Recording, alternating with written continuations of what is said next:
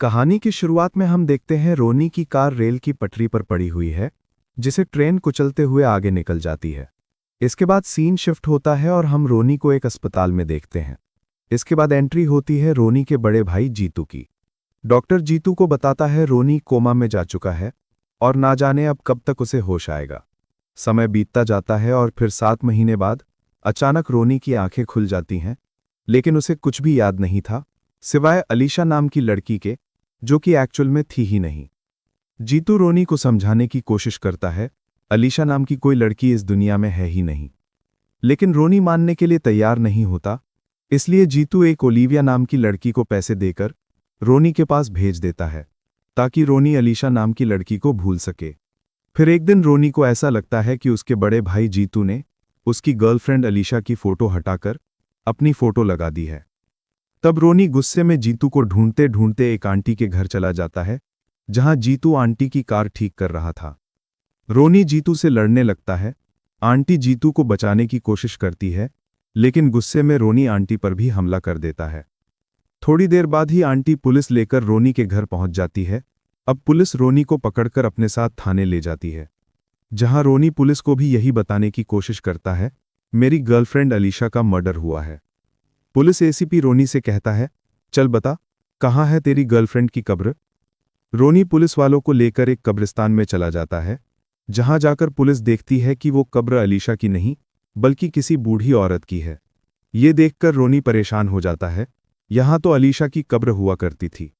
Police वाला रोनी से कहता है, तू क्या पुलिस को बेवकूफ बना रहा है। तभी रोनी को कब्रिस्तान की केयरटेकर आते हुए दिखाई पड़ती है। रोनी बूढ़ी औरत से कहता है, आंटी, आप तो मुझे यहां रोज आते हुए देखती हो, पुलिस वालों को बताओ ना कि मैं यहां रोज आता हूं। अब वो आंटी पुलिस वालों को बताती है, रोनी सही कह रहा है, वो यहां अपनी मां की कब्र पर हर रोज आकर बैठता है। अब रोनी गुस्से में उस बूढ़ी औरत पर हमला कर देता है, क्योंकि रोनी को लग रहा था कि ये औरत भी पुलिस वालों के सामने झूठ बोल रही है कि ये कब्र अलीशा की नहीं बल्कि किसी और की है। इसके बाद रोनी पुलिस वालों को बताता है वो अलीशा से पहली बार हॉस्पिटल में मिला था, जब वो अपना इलाज करने के लिए वहां गया हुआ था। पुलिस वाला कहता है, फिर लड़की कहाँ है। रोनी कहता है, जब मेरा एक्सीडेंट हुआ था उस समय अलीशा भी मेरे साथ थी। फिर पुलिस वाला रोनी को लेकर हाईवे सीसीटीवी फुटेज देखने चला जाता है। पुलिस वाले को वहां भी कोई लड़की नजर नहीं होती।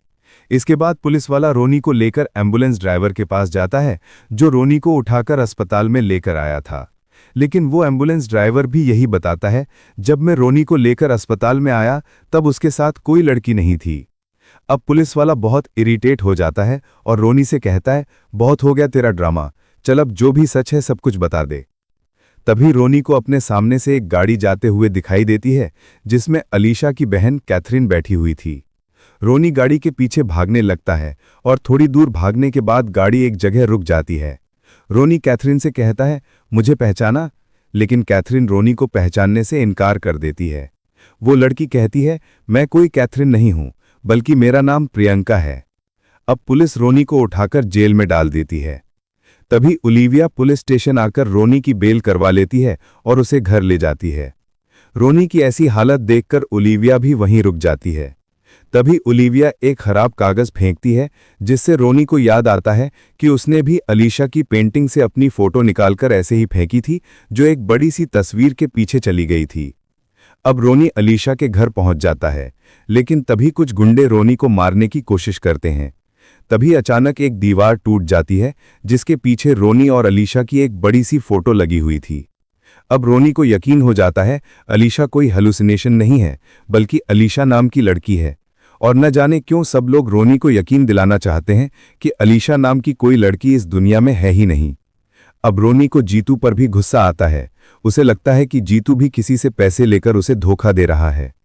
रोनी भागकर अपने घर जाता है और देखता है कि जीतू की अलमारी में ढेर सारे पैसे रखे हुए हैं। अब रोनी गुस्से में जीतू की लोकेशन ट्रैक करता है और उसके मोबाइल पर एक मैसेज सेंड करता है, जीतू तू जहां है वहीं रुक, मैं तुझे जान से मार दूंगा। अब रोनी जीतू को ढूंढने निकल जाता है और उसकी लोकेशन पर पहुंचकर देखता है कि जीतू को किसी ने पेड़ पर लटकाया हुआ है।